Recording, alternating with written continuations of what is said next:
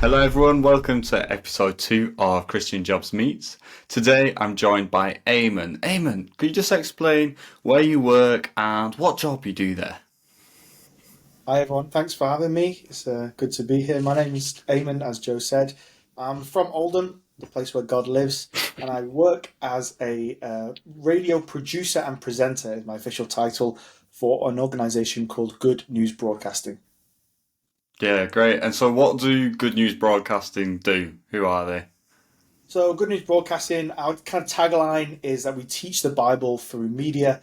And so we do this in many different ways. One of our avenues is through radio. So we pre record radio shows from our office in Manchester, and they get sent to radio stations all over the UK, Africa, and the Caribbean. And then, as well as that, we also do podcasts and social media stuff and things like that. Wow, amazing. So you said a little bit about your role there, you told us your job title. What exactly do you do in all of that you just described? Yeah, so as a producer and presenter, I kind of do kind of half and half really. So half my role is to kind of produce podcasts and radio shows. That's doing all the behind the scenes stuff.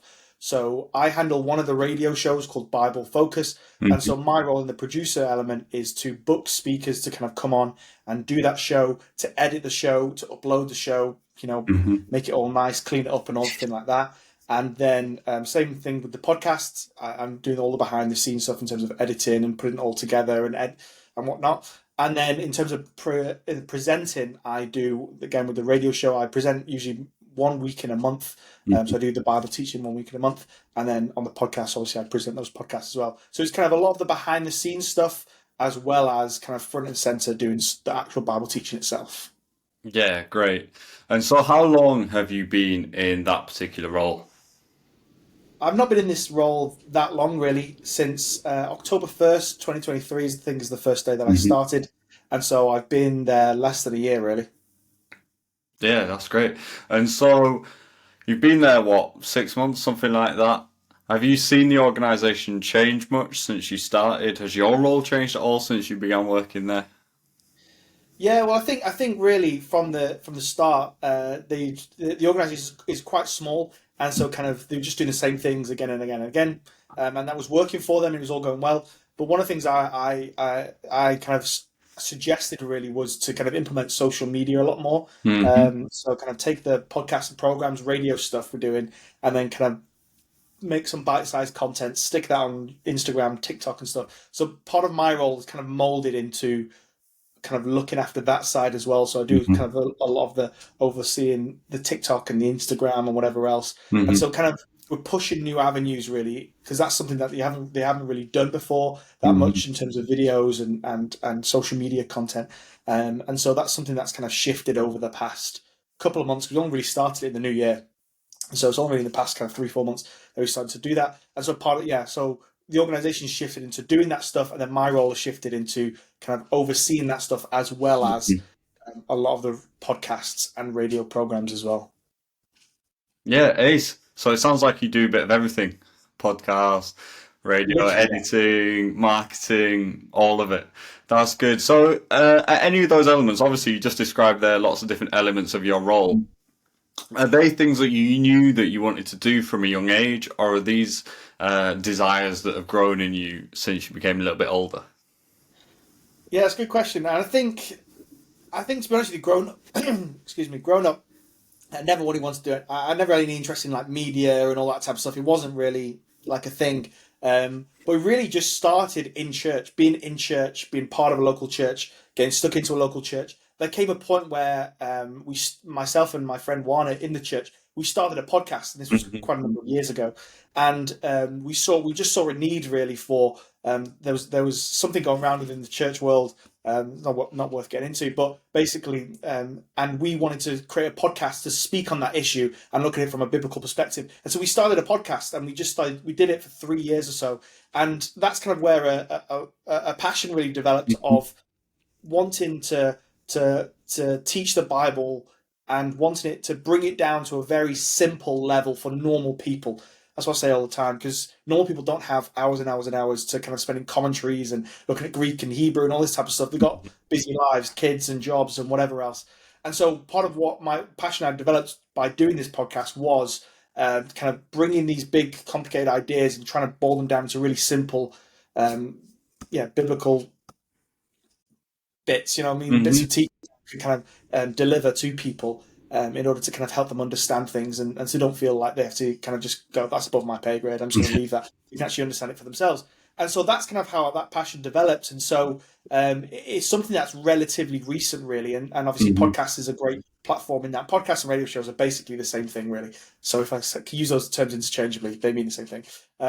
But yeah, that's kind of just developed really over the past number of years. It's not something that I would have even thought about 10 Hmm. years ago when I was in school or whatever else, thinking about doing. It's just kind of developed over that time, and that's led me to this point here.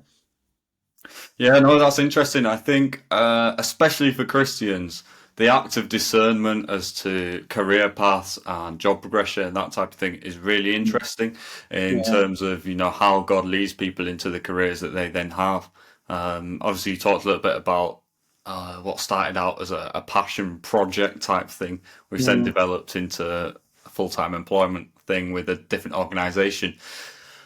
What would you say to someone who is either a graduate or maybe even like a school leaver or someone who's just looking for a new career path, who's Mm. thinking about working out how to discern where God may be directing them and pointing them in terms of the role, the function, the sector that they may be working in? Yeah, it's a good question. I think it's a difficult question because I think, ultimately, when you're younger, you kind of get to a certain point in your life where you're kind of expected to just work out what you're going to do for Hmm. 30, 40 years of a career, which for me, I hate it. I just, even when I was at university studying for my degree, I was kind of like, I have no idea what I want to do, what I Hmm. want to be, or whatever else. And ultimately, I just stumbled into the first job that came, which was selling health insurance. And that's just kind of led me to this point here. But I think that the main thing is just is it's better to do something than do nothing. Hmm. And I think that's one of the things that I say, especially with the church. You have a great opportunity to kind of dip your toes into so many different things. Whether that Hmm. is kind of the music side and the worship side, whether that is kind of behind the scenes of doing cameras and kind of the PA controls or whatever Hmm. else, or whether that is doing kind of more administration or teaching or whatever. The church, I think, offers a great opportunity for you to get stuck into different aspects of serving, Hmm. and that's where you can find your passion. I know someone else who, again, didn't know what they wanted to do with their life, and they were asked to help out in doing kids work, Hmm. kids ministry on the Sundays, and they started to help out. They were a bit reluctant to do it, but they just found that's when they found that they loved teaching and young people and things like that, and they're training to be a teacher now, which is great. And so I think the church offers that great opportunity of all these different avenues, all these different things that you can kind of look at and dip your toes into and just get stuck in, do as much as you possibly can. I think that's a great thing for the church anyway. As a Christian, you should be stuck in, you should be getting serving in your local church. And I'm not sure every church will be welcome to have more volunteers doing more different things. But yeah, just get stuck in and just see what happens. If something isn't right, great, drop that, go to something else, and just keep doing that until you find something that you enjoy or that you're passionate about. And as I said, for me, that was just I just started doing it randomly one day, and it just kind of developed into this is what I love to do, and it's led me here. So yeah, just get stuck in a local church because it'll offer kind of great opportunities for you to find out what that passion is. Yeah, amen. Praise God. That's an amazing story of how you found what it was that you were called to do, what you're looking to do. In terms of your role then at Good News Broadcasting, obviously that's a Christian organisation producing Christian content. So it may be easier to answer this than some other people in other roles. But how do you see clearly God working through your role day to day while you're working there? Yeah, I mean it's a bit of a it feels like a hard question to answer, even though I'm working in a Christian environment. I know that sounds really weird, but I guess when you're working in a secular environment like I have before, you know, you kind of have to be a bit more overt about your faith. You know what I mean? You kind of have to be take that step and talk to people about Jesus and kind of throw it in different conversations, things like this, and so you can start to see how God works in those things. Whereas when everything is just Christian, everything is based on prayer and Hmm. reading your Bible, pray, and preparing radio broadcasts and podcasts and whatever else, it's difficult to kind of see tangibly kind of what impact you're having, because especially with radio podcasts, you're putting something out there and then you don't know how it's really being perceived because I mean, classic Christians, we don't really. Sometimes we're terrible at encouragement, and so sometimes you put a radio thing out there and you don't hear anything back from anyone. You just kind of go, well, no one said anything, so it must be not bad. It must be not controversial enough Mhm. because people would kind of kick off about that. And so it's a bit more. It's a bit difficult, really, to say how how I tangibly day to day see God kind of working in what I do in terms of impact and in terms of results, if we want to call it that. I know that's not Mhm. a bit of a weird word when we kind of say results, Mhm. but yeah, so it is difficult. So I don't really know how to answer that one. Yeah, no worries. So, in terms of good news broadcasting, Mm, obviously you are one organization working the whole sector across Christian media, obviously radio, TV, film, content creation. mm, In terms of someone who knows what they're going to do, knows that that's where their career is heading, and they're focused on getting into one of those organizations, what would you say to them in terms of advice on how they can get into those organizations? What kind of experience would you want them to be doing now so that they can be applying for those jobs in 2, 3 years' time? yeah, I think with this field in content creation and media, whatever you want to kind of call that, the great thing is that it's really easy to get experience without having a job. Like if you want to work in HR, for instance, you have to get an entry HR role. You can't just do HR in your day to day life and then kind of put that on your CV. It doesn't really work. But with kind of content creation, you can do that at home on your own with no one kind of saying do this, do that, or post this or post that. You can kind of just start creating things on your own. And I always say this, like the iPhone. If you've got I've got an iPhone, so I can't say that about Android because I don't like Android. But for an iPhone anyway, you can kind of film in 4K. They've got really good microphones, and so just set it up and just record yourself doing Mhm. something, or go on Canva and start to learn how to do graphic design. Whatever it is, you know what I mean. You can get experience without actually having a job in that Mhm. thing, and that experience is valuable. It's worth having on there. It's like for me, I didn't have any professional experience in media, content creation, podcasts, radio, whatever else. But I had volunteer stuff just in my spare time every Sunday evening for 2.5, 3 years. Me and my friend Juan would go to the church building, we would record a podcast, just doing some Bible teaching for half an hour, 45 minutes. And we did that consistently for 3 years. And it was mainly for our church and my own church, kind of church network and things like that. It didn't blow up. It wasn't like, Mhm. super big or anything like that. It was relatively small.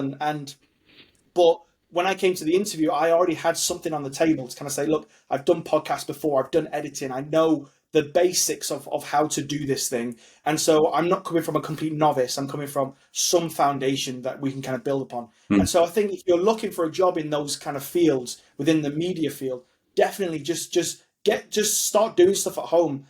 Start getting stuck in and posting stuff on your own social media or create a podcast, whatever else. Even go to your church and kind of ask if you don't have media or at your church already. Ask, can you start to create graphics and whatever else for the church? And even if they do have it, ask to help out and to make your own stuff and whatever else. Excuse me. And I think that's a great way of, again, I talked about before, kind of serving in the church and stuff like that, getting the experience without having to get a job or an entry Mhm. level thing, things like that, because ultimately that's what's valuable. That's what's gonna kind of set you apart amongst anybody else. And I know for myself, when I speaking to the guys when I was doing my interview, Mhm. my podcast experience, as well as other stuff as well, but my podcast experience that I did was valuable in helping me get this role, even though it Mhm. wasn't in a professional setting. So yeah, I think if any advice is just do it. Better to do something than to do nothing.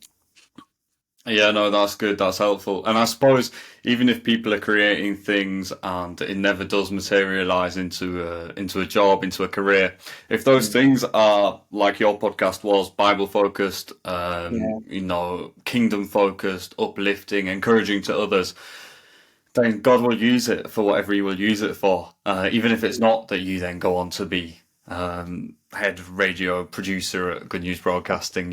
Sometimes we try these things, we push these doors, and they don't yeah. end up where we expect them to. But ultimately, they can still be used for God's good. So thanks, Eamon. How can we be praying for you at Good News Broadcasting over the next 12 months or so? Yeah, I think that there's two main things that I would say on this. Firstly, is is obviously we have kind of radio shows that go out at the moment. We have 2 radio shows that go out every single week, and as I said before, they go out in the UK, southern regions of Africa, and the Caribbean. And so a great thing to pray for would just be for those to kind of to reach a new audience, reach people who maybe haven't even heard the gospel before, and because that's what we want to do. We don't want to just kind of pump loads of content out. We want it to be encouraging. We want it to be built to build believers up and be useful to the body, as well as people who aren't maybe Christians to hear and obviously to come to know Jesus, which is obviously the main thing of what we're all trying to do. And so yeah, pray for those shows that are out already, that they go further than where they've gone before. New people listen, and that believers will be encouraged, and that non-Christians will listen and ultimately come to know Jesus. And then the second thing I'd say in terms of prayer is this year, Good News Broadcasting is celebrating 70 years. Wow. So it's 70th anniversary this year that's been going, which is great. And so as part of that, we're kind of pushing out the boat a little bit further than what we normally would. And so part of that was the social media aspect. And so we're currently on TikTok and Instagram as well as Facebook. And so really pray for those things, that they go well, and that they can continue to kind of get a good reach. We've had some really great feedback and stuff like that from those platforms already, which is fantastic. So pray that kind of carries on. But then as well as that, we're also going to be on the road this year. So we're going to be going to Keswick Convention, and we're going to be there week 3. So if you're going to be there, I'll be there with my stand. So come say hello. Exhibitions can be lonely sometimes. And then we're also going to have a teaching day in Manchester in October. And so that's something that's new and we've never really done before. So kind of pray for those that they go well. And pray for wisdom in terms of how we do that and how to administrate that and whatever else. So yeah, those are the kind of 2 things really. So for the radio shows, pray for those, they go further. And then for the 70th anniversary, the things that we're doing, that kind of, yeah, they'll be fruitful, and God's hand will be upon all those things. Yeah, thank you. We'll definitely be praying for those things for you guys over the coming months. In terms of people wanting to keep up with your TikTok, your content that you're creating, what's the best way for them to do that? Is there a website they can go to? Yeah, I think there's 2 avenues really that I always kind of direct people to. So firstly is the website, always the best place to go for anything really. And to go there, just go to gnba.net. gnba.net. It's relatively simple. I'm sure it'll be linked below and whatnot. But then alternatively to that as well, social media, on our Instagram, TikTok, Facebook, whatever, we have a link tree which will basically allow you to look at all our podcasts and find them on all the different platforms. So that's Apple Podcasts, Spotify, Google Podcasts, or whatever the heck you use. And so to kind of find us on social media, just type Good News Broadcasting Association, you should be able to find it. Or our kind of our handle is good.news.broadcasting. So good.news.broadcasting. Search that, you'll find us, and then look for the link in the bio, and then you'll be able to find kind of links to everything that we're doing. And so you can stay kind of plugged in on those things as well. So yeah. That's great. Thanks ever so much. I know definitely I've benefited from some of the podcasts that you've created personally. You know, if people are looking for things, especially football fans, there's a few things on the website I encourage you to have a look at. But thanks once again, Eamonn. It's been great chatting to you, and all the best with Good News Broadcasting. Thank you. Thanks for having me. To find out more, go to christianjobs.co.uk.